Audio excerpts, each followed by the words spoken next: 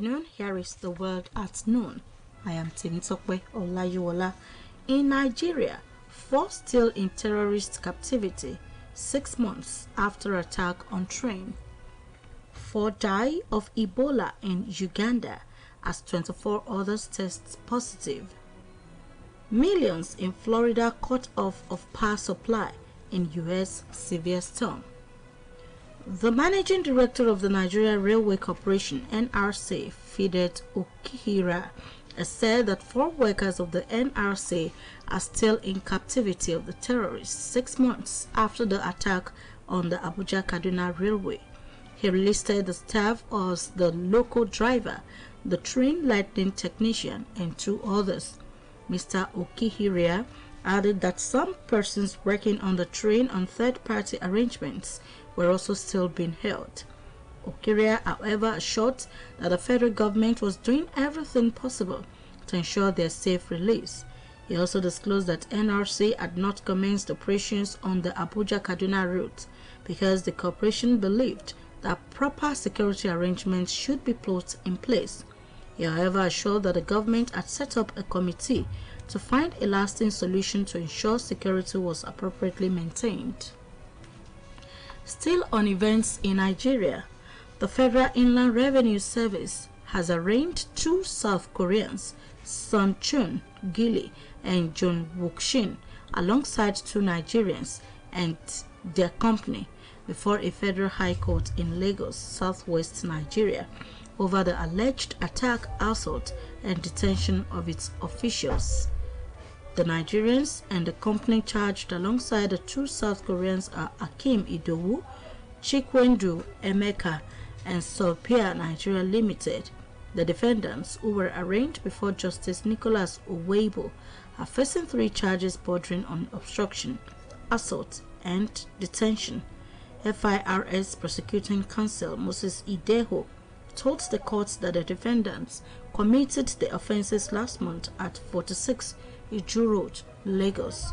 Ideho said the defendants allegedly assaulted and detained Igodohada, Bolagade Dada, Mustafa Ismail, Akingbade Olatunji, and Dayok Klingri, who visited their office to inspect the company's books and documents for the purpose of tax investigations.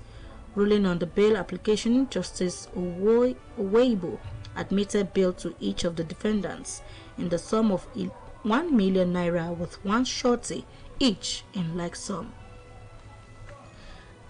A Harare court is expected to deliver verdict today on a case against award-winning author and filmmaker Tsetse Dange Rimba.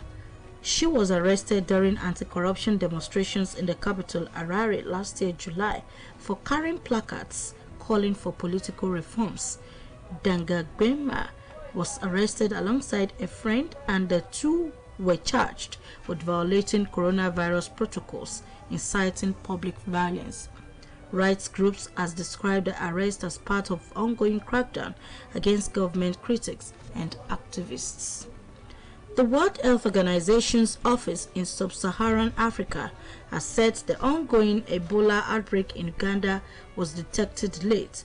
Report says no fewer than 24 people have been tested positive for the Sudan strain of the Ebola virus, which has left 4 people dead. Preliminary investigations suggest that the patient could have developed symptoms in August, but it was not immediately identified as an Ebola case. This is the Word at Noon, coming to you from Osun State Broadcasting Corporation, Southwest Nigeria. Now a mid-news message. Be a law-abiding citizen.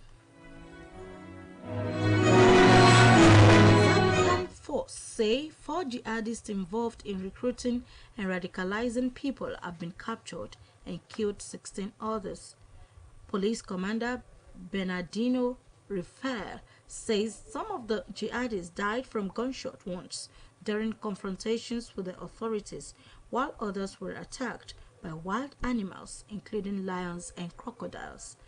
Bernardino Rafael, who disclosed this while addressing the local residents in Kisanga district in the northern Delgado province, said the local residents buried some of the jihadists under the supervision of the authorities. A Myanmar court today convicted former leader Aung San Suu Kyi in another criminal case and sentenced Australian economist Sin Turnell to 3 years in prison. A source told reporters that Mr. Sin Turnell, Aung San Suu Kyi, and other 3 were sentenced to 3 years imprisonment each under State Secret Act. They have both denied the charges in their defense at the trial in August. Turnell was also charged with violating immigration law. 3 members of Suu Kyi's cabinet were also found guilty and received sentences of 3 years each. They were all charged on the basis of documents seized from Turnell. Suu Kyi and Turnell both pleaded not guilty to the charges brought against them. United Kingdom Prime Minister Liz Truss defended a tax cuts policy today despite triggering market turmoil and forcing a Bank of England intervention to prevent material risk to the economy.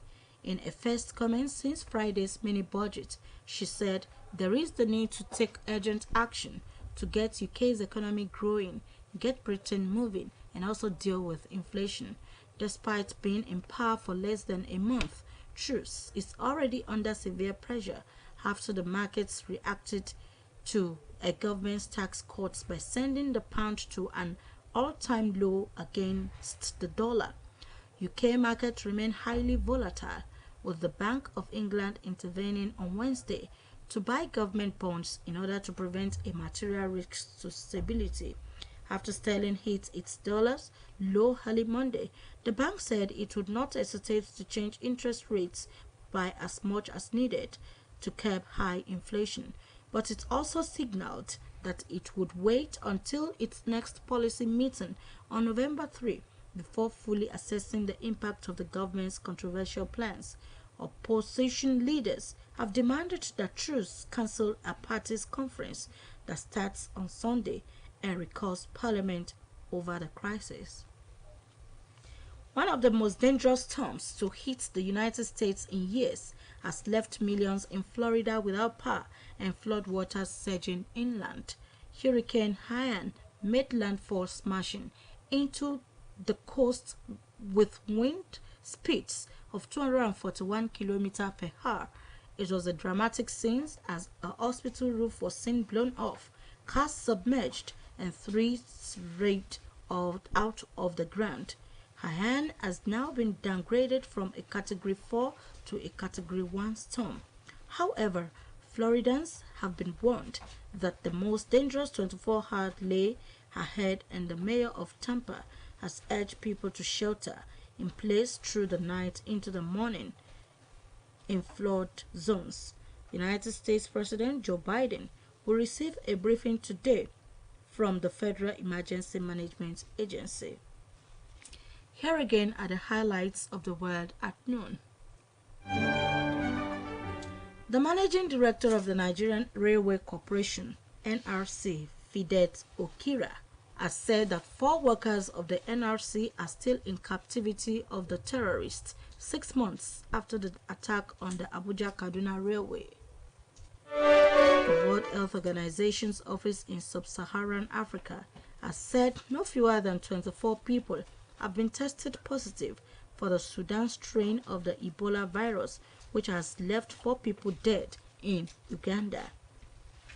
One of the most dangerous storms to hit the United States in years has left millions in Florida without power and floodwaters surging inland. And that was the word at noon, edited by Temitope Olayiwola. As campaign for 2023 elections have started, a veteran journalist, Adeyeye Oyedokun, charges politicians to market their programs and not disturbances of the society. Electioneering campaign is a platform for political parties participating in an election to present and market their manifestos and the candidates that will flag their flags in an election. It is a channel of communication between the political parties and electorates whose mandates are needed by contestants at the poll to qualify for political office. This makes electioneering campaigns statutorily mandatory and significant part of electoral process. For this reason, the Independent National Electoral Commission (INEC) has released timetable for the 2023 elections fixing September 28, 2022 for the commencement of campaigns for the presidential and National Assembly elections, while October 12, 2022 are for governorship and state houses of assembly campaigns. The commission recalled that in the past elections, politicians, their political parties and supporters digress from issue-based campaigns to launch personal attacks on opposing parties and candidates based on religion, ethnic and other sentiments. From records, other major stakeholders always worry. For example, the Inspector General of Police Usman Baba, through the first Public Relations Officer CSP Muyiwa Adejobi, warned politicians and their supporters against engaging in hate speech and cyberbullying and the use of media against opponents. Just a few weeks ago, former military head of state, retired General Abdulsalami Abubakar, former President Goodluck Jonathan, and the Catholic Bishop of Sokoto Diocese at a conference in Abuja spoke on the significance of non-violent polls. What can be deduced from the above is the need for peaceful elections in 2023. Going back to history, a number of people have lost their lives, others maimed, while properties were destroyed in their quest for political power. Perhaps we need to remind politicians and their supporters that beyond elections, what Nigerians need is good governance. Already, there are dark spots in Nigeria: epileptic power supply, insecurity, poverty, corruption, mismanagement of resources, and lopsided allocation of projects, among others. These are what elected politicians will face as from 2023. Having said that, we need the National Broadcasting Commission (NBC) as threatened the sanction to sanction. Having said that, we need the National Broadcasting Commission (NBC) to sanction electronic media that allow politicians to attack their opponents on their various channels. Media practitioners have a responsibility to ensure that peace prevails during political campaigns. In fact, the media should set agenda for good governance in Nigeria. We also need to caution social media on what they post on their platforms. Society belongs to us all, and collectively, we must build it in love and unity, no matter who and which parties win in the 2023 elections. To be forewarned is to be forearmed. That news talk by a veteran journalist, Adeyeye Oyedokun, charged politicians to market their programs and not disturbances of the society as campaigns for 2023 elections have formally started. The piece was read by Motunrayo Ayegbayo. For more about us, visit www.osbcng.org. Thanks for listening. Good afternoon.